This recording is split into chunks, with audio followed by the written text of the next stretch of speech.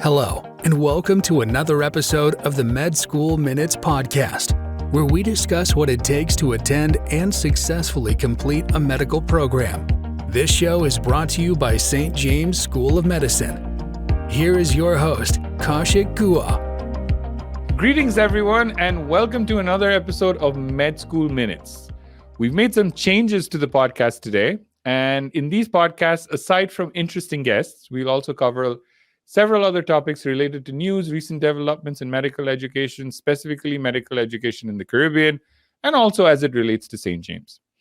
We hope that this new style of podcast will be to your liking. With that said, let's begin our main topic today. As February ushers in Black History Month, we find ourselves reflecting on the extraordinary contributions of African Americans, especially within the field of healthcare.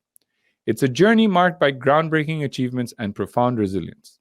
Our story commences in 1926 when the visionary Carter G. Woodson, who introduced Negro History Week, laying the groundwork for what would be by 1976 evolved into Black History Month.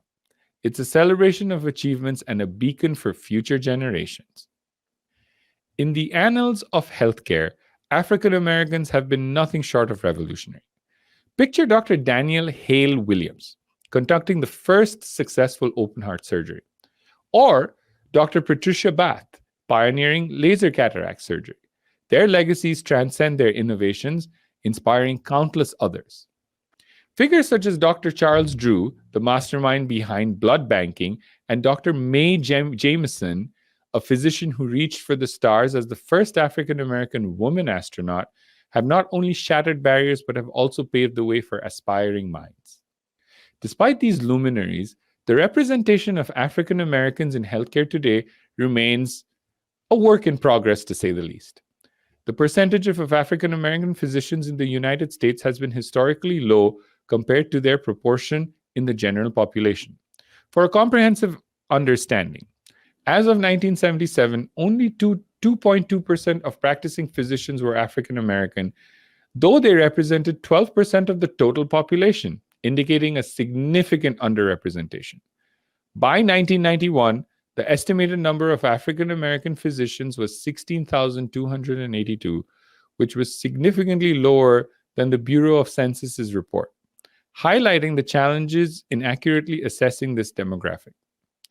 Recent estimates by the American Association on Colleges of Medicine, or AAMC, suggest that approximately 5.2% of U.S. physicians are African American compared to the 12.3% of the U.S. population, underscoring the ongoing disparity and the particular decline in African American medical students in 1978.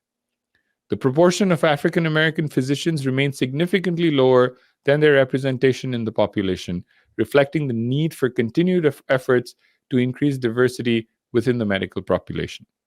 Similarly, if we look at the application pool of medical school hopefuls in the United States, we will see that in 2019, only 7.1% acceptees into U.S. medical schools have identified as African Americans.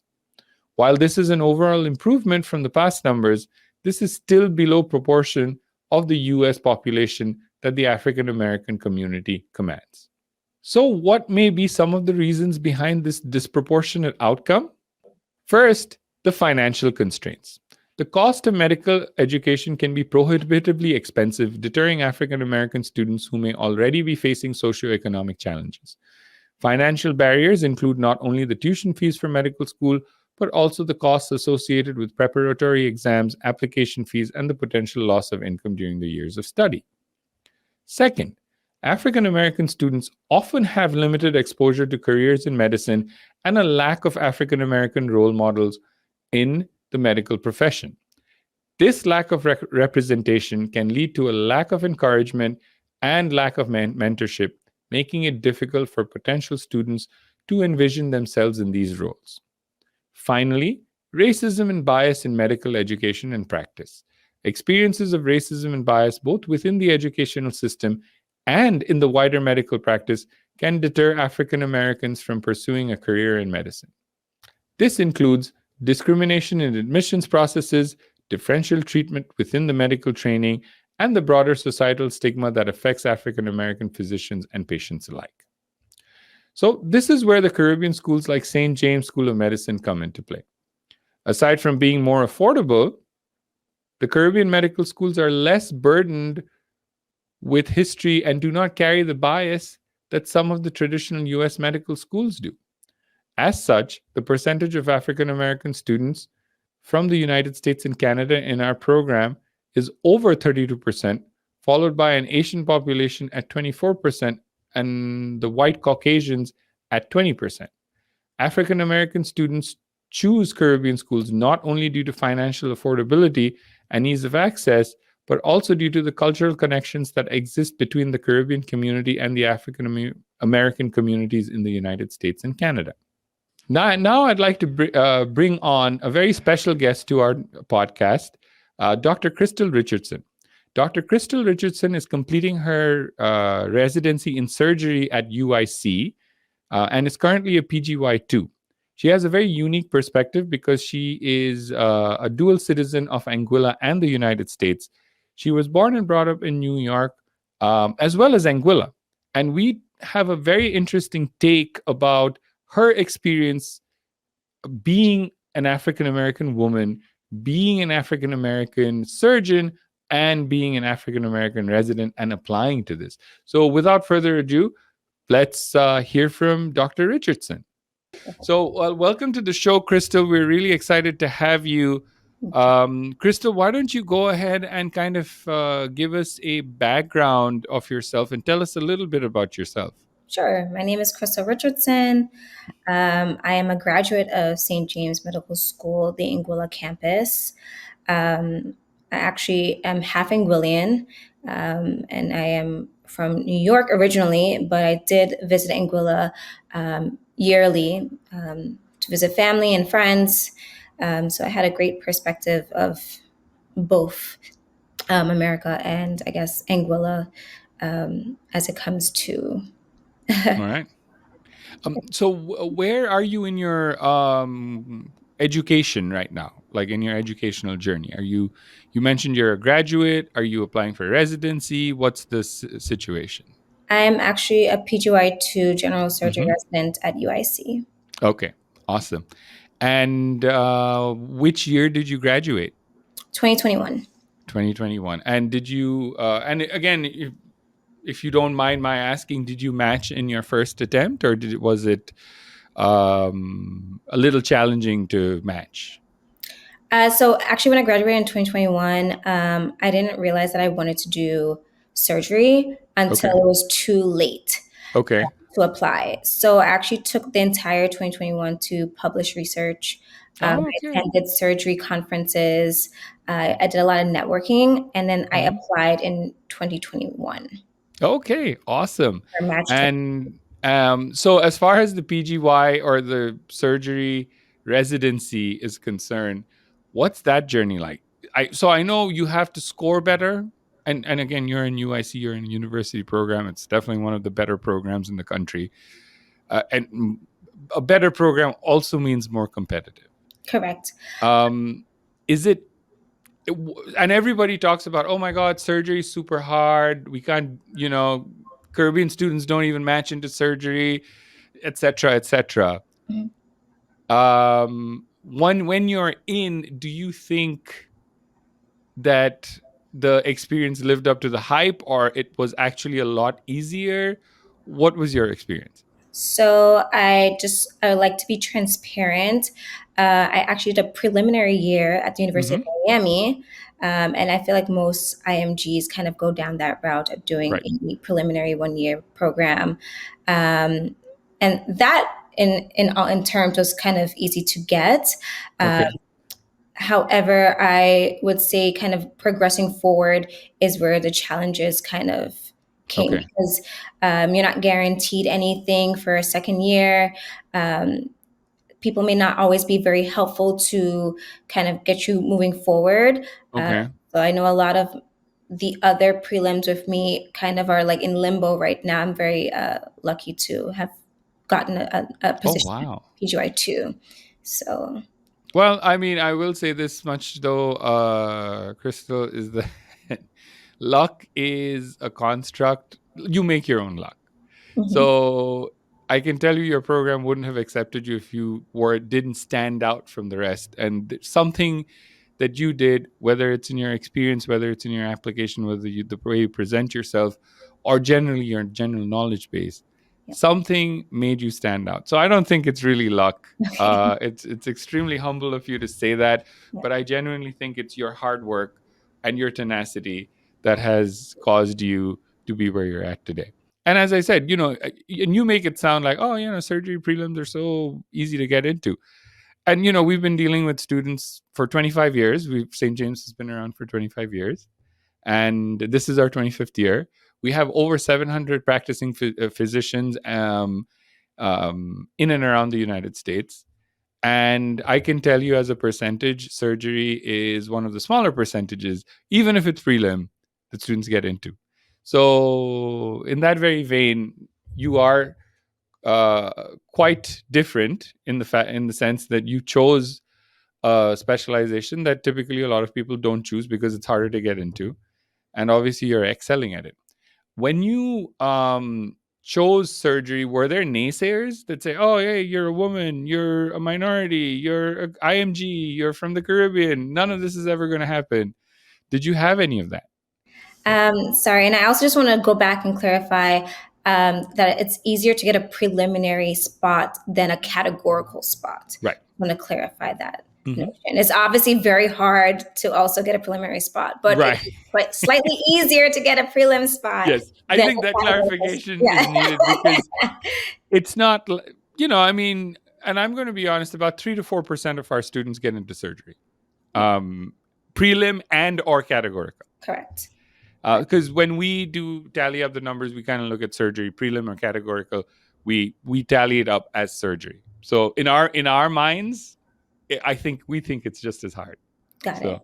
it. But to go back to the naysayers, I think I had a few naysayers within my friend group, and I think I had a large imposter syndrome where I was kind of telling myself that I'm not good enough for surgery. Okay. But I was lucky enough to actually have people that I rotated with through St. James in Chicago that kind of pushed me forward and said, actually, I think you should apply for surgery. But this was later on in my fourth year. So I just wanted to specify that. And that's kind of like one of my turning points for me that said, okay, I should apply for surgery. Awesome. Well, that's really good to know. So essentially your peers kind of egged you along to kind of try this, not so easy route, so to speak. Correct. Yes. That's awesome. And so now that you did a preliminary year and now you're in PGY2, you've obviously gotten a better lay of the land than from when you were practicing. Do you think being an IMG or being from the Caribbean has had any disadvantage for you in your career in PGY1 or PGY2? Yes. As an IMG, I think it's, like I said, harder to get a categorical spot. It's hard to get a categorical spot in general. But being an IMG, being an African American female, I feel, even harder. I had people say to me, well, this is a time where they want to diversify and bring in African American females. But I think it's more of they just say it. It's not transparently like they're going to give it to you. So it's more of we'll just add this slogan to our website, but we're not actually going to act on it. I see. Yes. But when you are actually within the practice and have you had any patient discrimination issues where a patient is like, no, I don't want Dr. Richardson to see me because, I don't know, she's African American, she's an IMG, anything like that? Have you had any experiences like that? I have had one experience like that. It was kind of shocking the first time. Okay. And I really hope to never experience something like that again. Okay. Can you describe that? What happened? I was just called a lot of racial names. Oh, wow. Yes, a very derogatory racial name and profiling. I had to excuse myself from the room. I let my attending know And they went in and they kind of like sorted it out for me. But it was just very uncomfortable. And during this was that in time. Florida, or was this in Chicago? No, this was in Florida. Okay. Wow, that's interesting. So the discrimination was not necessarily because you were an IMG, but because of your race? Is that? Correct. Wow. And so, this is interesting because we kind of are coming to an interesting segue. This is Black History Month, and you're bringing up a lot of these um, topics that we're talking about. And it's widely known that in the United States, typically the average medical school in the United States has about 3 to 5% African American students, whereas as a proportion of the population, it's more like 15 to 20%. It's definitely not a representative market, or a representative. It's not representative of the population that the physicians are going to be serving. We at St. James are particularly proud of this because we have about nearly 20% African American students in comparison to 5% of US doctors, about 38% minorities in total, including African Americans, and over 55% women. And as far as diversity scores are concerned, we're definitely punching far, far above our weight. Now, you did mention some of these really bizarre racial experiences that honestly, I'm a little shocked to hear this. From your standpoint, being an African American physician in the system, and you are definitely probably one of the highest tiers that the socioeconomic ladder has, or will be eventually once you finish surgery. What are your views on that? Do you think that this is something that can be changed? Number one, should be changed. Number two, and eventually, is there something that you can personally do, or we can potentially do as a school? I know this is a loaded question, Yes, it so was. uh, so if I take think, your time in answering it. And there are multiple parts, but I just want to hear really your take on this, because the fact that you said that you had this experience. So I've heard a lot of program directors, mind you, come and tell me that, hey, yeah, physicians would come and say that, or patients would come and say that I look too young, or I remind them of an ex. That's why they don't want me. And this happens a lot. And I've heard a lot about the sexism from patients in particular, but I've never really heard of the racial bias that you just brought up. yes. So if you wouldn't mind elaborating, do you think that this is something that can be fought? I know this is way above your pay grade or mine, but I think this is a discussion that's warranted in this day and age. Okay, so there was a lot of different questions. Yes. I only had that one experience, so I can't really talk too heavily on it Mhm. because it was just a one time for Right. me, and I've not had that since. I also have had you look too young to be a doctor. I probably get that almost every day. Really? Yes. My God. um, Well, I mean, I think that's a compliment. Yes, I think so as well. But it's not like they're pushing me out of the room or I don't feel Right, right, comfortable. I just kind of say, well, I right. am your doctor, so Okay. and I kind of keep going. But I think that it kind of starts with the people within. So for me, for example, I like to talk with the other Black medical students who I do see and try to kind of be like a mentor to them and kind of like give them tips on what I think they can do or give them tips on networking, because actually networking I feel is a big part of getting into different types of residencies. Unfortunately, it's kind of something that I feel like it's going into the direction where, yeah, scores matter. Of course, the school you come from matter, but I think seeing a Black doctor and kind of having a diversified like physician group and attendings, that also matters as well. From there, you can say, oh, do you mind being my mentor? And that helps you get a letter. And from that letter, that helps you also get kind of like support. Even if it's just like, hey, do you mind reading over this personal statement? Do you mind giving me a tip on how I can get into this surgical conference?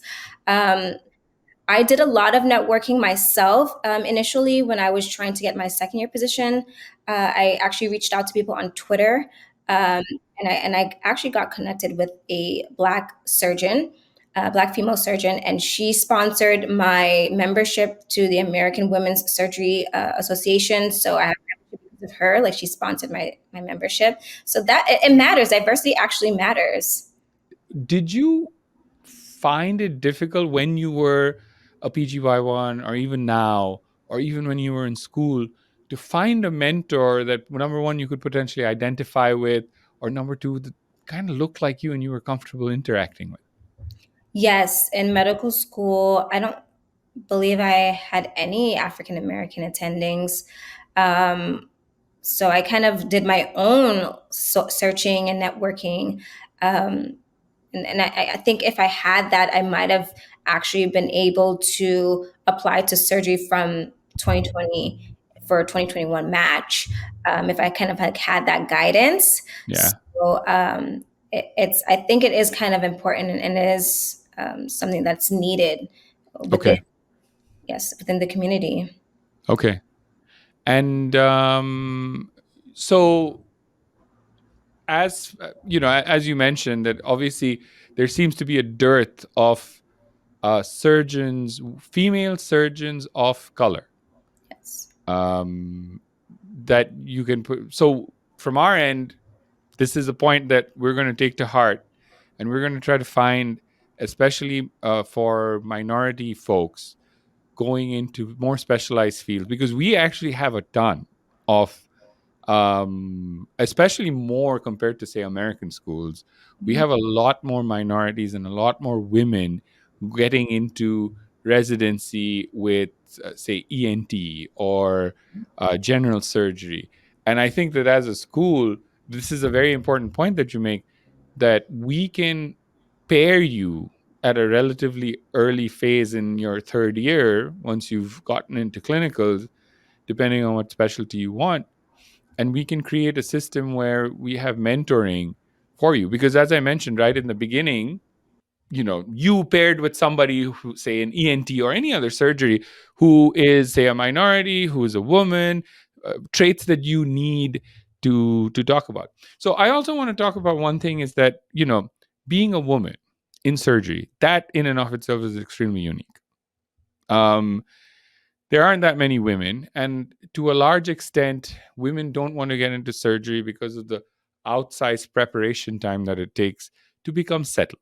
How long is your residency going to be? Is it 5 or 7 years? It's a 5-year program. Okay. It could be 7 years if I take research. Okay.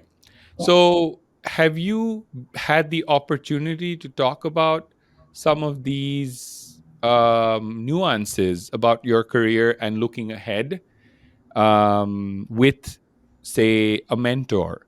And have you received good advice to that effect? I have actually. I've spoken Okay. with mentors. I mean, but they're very realistic. They let me know that it's a lot of hard work. It's a lot of sacrifice. Yeah, it's surgery. So, Surgery, yes. yeah. It's 5 to 7 years, as you Yeah. just did. And that's sometimes even without fellowship. So if you want Yeah. fellowship, it's an additional 2 years on top of that. So it could be 9 years in total. So you have to kind of know exactly what you're going into. And I feel like surgery, it's very hard, it's very challenging. I mean, residency in all aspects, doesn't matter what specialty, is hard. But surgery in particular, I think we have the longest hours. And because of that, and it's a lot of time constraint, you have to really want to do it. And that's kind of what my mentors pushed onto me. It's not like they were trying to tell me, oh, you shouldn't do it. It's just that they were Okay. kind of being very transparent, like, hey, there's going to be a lot of work. So if Right. it's something that you really want to do, you should do it. But if it's something that you're kind of like on the fence about, then Right. you should not. Right. In your PGY1 and even in your PGY2 admissions, are there more minorities and women in their PGY programs, or are you the only woman? No, there are more women. Actually, in my class, it's a good mixture. Okay, that's awesome. However, I am the only Black female resident Right. in my year. Okay. So, but at least at the very minimum, at least your program does seem to be because you saying that like your class was a mixture, that's something even 5 years ago, you're looking at like a 99% like male class. And then the fact that you're saying that that's not the case anymore is refreshing, to be honest, because even some of the bigger programs are effectively not really changed and broadened their horizon, so to speak. But it seems like that trend is kind of on the up and up and changing. Correct. Uh, Um, yeah, go However, I ahead. would say that even though there are some females, I do not particularly feel like I see a lot of Black females in Right. surgery. I just Okay. want to also bring that attention to that. So, Crystal, I do want to ask you this, especially since you finished medical school, you got into an extremely competitive residency, and you're well poised to be in the forefront of truly being able to make a difference. Yes. What do you think St. James as a school can do to help, say, minority folks like yourself, as well as other students? And what do you think the system overall could potentially do to help? I would say more than helping, it's more of an encouragement issue, Yeah. because I've seen it myself that program directors, I wouldn't say discourage them, but the fact that they make it sound so incredibly hard discourages a lot of students. They're like, you know what? I don't want to deal with 7 years or 5 years because whatever.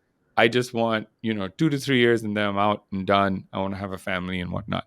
What do you think we can do institutionally as a school and as a system to make things easier for you if, say, your children or your daughters were to go and follow in your footsteps? What would you like them to see when they're going through the medical school process, then the residency process? I think that a lot of like African Americans, especially the ones like in St. James, I feel like if they're passionate about something, I feel like hopefully, I don't know if this will ever come into fruition, but if St. James could help with sponsoring to go to a conference, for example, or maybe have some form of like um, competition where you write like an essay or something, because a lot of these conferences actually do have that where you can write an essay, you can have someone write on your behalf, have a mentor write on your behalf and state why you need that scholarship to get to this conference. I think that St. James, at least when I was in St. James, didn't really push conferences and doing research. I think it's pushed a lot more now because I do see a lot more people going out to conferences, so that's good and kudos to you guys. But when I was there, I feel like that wasn't really pushed. And I think that's super important if you're trying to get into certain specialties. Okay. Yeah. So to that effect, we have changed the conference requirements. Yep. We tell students in their fourth semester about all the conferences that we recommend that they go to. We actually do sponsor. We've always sponsored students, but the students has to have to take the initiative and reach out to us. Got it. I do not think that we have ever turned. I mean, obviously, academic standing matters. So if a student is not paid up fully, if a student is not passing classes, we don't want them to go to conferences because at that point you need to focus more on your studies. But if you're in good academic standing and you're in good financial standing, every year we've at least sponsored at least one student, and then we have tables at certain conferences that we sponsor, and anybody who reaches out to it. So for any student listening to us or listening to this podcast, I would strongly encourage you to reach out to us, reach out to your deans, and ask us about what's going on with the student conference circuit, because we go to about 4 conferences every year, including family, internal. We do go to surgery, we go to the AAMC and the ACGME conferences. And these are all fantastic. This is over and above any specialized conferences that you would have wanted to go to. But At the same time, if we have a student who's, say, not doing particularly well and they want to go to the surgery conference, what would happen is the provost will come and say, hey, look, I'm going to be realistic with you. With your scores, I don't think surgery is the best option. Maybe you should go to a different conference. And we do a little bit of guidance. But the onus has to be on the student because, again, this is a postgraduate program. You can bring a horse to a lake, but you can't make it drink. That's the same thing. But in your case, as you said, you went out of your way and you did a lot of this on your own. I don't know. I believe when you matched, we just started the Road to Residency program. I don't know if you've heard about that. It's a far more organized program now, where it starts off at the end of April, where we go through the ERAS forms. We tell students how to fill it out. We do everything all the way up to doing even mock interviews. Nice. And we help with personal statements, everything, like the whole gamut. But again, I mean, I'm going to be very honest. It's very frustrating because we do not get enough students. Like, we know how many students are applying for residencies this year. It's a little frustrating when you see less than 40% of the students applying actually show up for these webinars and meetings. Okay. It's almost like they're not even asking or want the help. Got it. And I mean, to each their own. They are adults. We can't really force them to do anything. But this podcast, for example, this what you've mentioned as to how you networked and the conferences that you went to, this is gold for any student who wants to follow in your footsteps. Correct. And I've had students like yourself say that, oh yeah, I don't know why students don't watch the podcast. And I understand, they're busy studying, but when it comes time to apply, they need to watch these podcasts and they need to talk to people like you. Crystal, so once you become a surgeon, I mean, you're going to be a very elite surgeon by the fact that you're a woman, you're a minority. How are you planning to make a difference to the next generation of physicians and surgeons that will be coming up in your footsteps? Like I previously mentioned, I do try to reach out to the Black medical students that I do get in contact with. But I mean, it's mainly the ones at my program now. Naturally. But if there are any from St. James, please reach out to me. I do not mind. Kind of just to give them a little guidance, some tricks on how to kind of push forward, especially if you want to get into surgery. Even like read over personal statements. I can't really guarantee any type of like rotating elective. Right. I think that has to be more from, program directors and stuff. Program director and also naturally, yeah, of course. But I can definitely try to put a good word out there for people who are even applying to the match. I can try to talk to, my APD and my program director. Awesome. As long as you just reach out to me. Awesome. I also want to ask you another question. You've kind of grown up in two different countries, Anguilla as well as New York. Anguilla, obviously, far less diverse than the United States, far smaller than the United States. When you go to Anguilla versus when you come to the United States, because of the fact of your racial disposition, do you feel like there's a difference in how you're treated in Anguilla versus in the United States?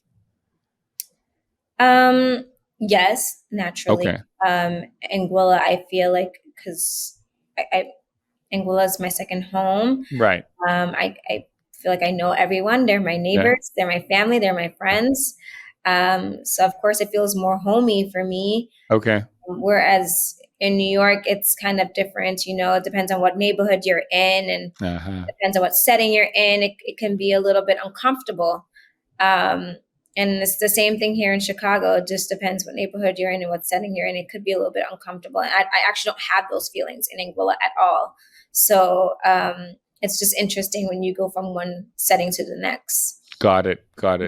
Well, I will also caveat for our viewers, the total population of Anguilla is about 15,000 Yes. compared to 360 million in the United States. I think New York by itself is what, 14 million? Yes, it's a lot of people. Yeah. So you get a lot of personalities. Right. But that being said, I also think that, I really applaud that America as a country has made strides, whether it's for general innovation, whether it's medical innovation, whether it's racial harmony, whatever. And I'm not saying that the United States is perfect in any of these realms, but the strides that the United States has taken, I don't think any other country takes them or even considers them to be important enough to take them. And that's what I'm a minority, obviously, as you can tell myself, and I've done relatively well in a adopted country. And I have to admit that I was at a position of privilege because when I was choosing higher education, I literally chose between 7 different countries, and I chose the United States because the United States, at least from the legal perspective, seemed to be the most equitable of the other countries. And which is why I chose to come to the United States. And my experience here, I definitely don't regret anything. I think, yes, there are steps that the USA should take, but at the same time, the steps that the USA has already taken when it comes to racial harmony, racial justice, when it comes to, again, generally being, in my opinion, one of the most innovative countries that mankind has ever seen, we're far ahead of the pack, no matter what you say. Again, I mean, I know recently there have been a lot of talks about in America, you're seeing so much of injustice and quote unquote Karens behaving weird. But I would also like to point out that if something like this were to happen in other parts of the world, minorities don't even feel safe enough to put it up on social media. Mm. So the racial harmony that you see in other countries, in 9 out of 10 times, it's all false. Whereas in the United States, yes, it's not perfect, but at the same time, as a minority, you and I have a voice where we can go out and say something, and you and I have the opportunity to make a difference. And I truly believe that that's the greatness of the United States. And that's why I think the United States, despite being one of the most diverse populations in the world, at the same time is still incredibly homogeneous and innovative because of that. And it's essentially because of people like you. You're here, you're making a difference. You've pledged to essentially give back to people that look like you, people that are going to follow in your footsteps. And it's your contribution to you might not seem like a lot, or might seem minuscule. I know we've talked a little bit about this, that maybe we can't make a difference, but I do think that every ocean is made up of many drops of water. So, and we're those little drops. Thank you so much, Dr. Richardson. It was such a pleasure talking to you. I know you're a PGY2 in surgery and honestly one of the more competitive programs in the country. And we really appreciate you taking the time out to talk to us and sending your message to our students as well as the Caribbean medical population at large. We really appreciate it. It's very unique to hear from your perspective the trials and tribulations and challenges that you are facing that typically a lot of people don't really have to face, whether it's racism because of you being a woman, or sexism because you being a woman, racism because you might be African American, whatever it is. But these are things that obviously weigh on you, which typically a lot of other people, whether they're male or white, etc., don't have to worry about. But thank you once again for taking the time out and giving us that unique perspective. And again, if any one of our students wants to reach out to Dr. Richardson, please feel free to send us a DM and we will connect you to her. And if you have any ideas for particular topics or you want us to cover certain aspects of medical education that you are curious about, myself and the production team, we will do the research, do the legwork, and get you a program that you really want to hear about. So please leave a comment, let us know, send us a DM, whatever makes you comfortable, and let us know what you're thinking of. And I assure you that we will get to that episode for sure. Please give us a like and a follow. Our production team, as well as myself, we work very hard to get these podcasts out to you. And you ringing the bell, liking our videos, and following us gives us that encouragement that we need.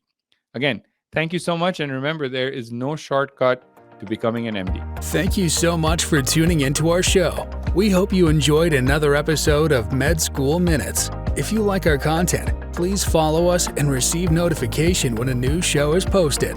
This podcast is brought to you by St. James School of Medicine. For a video version of this podcast, please check us out on sjsm.org/video.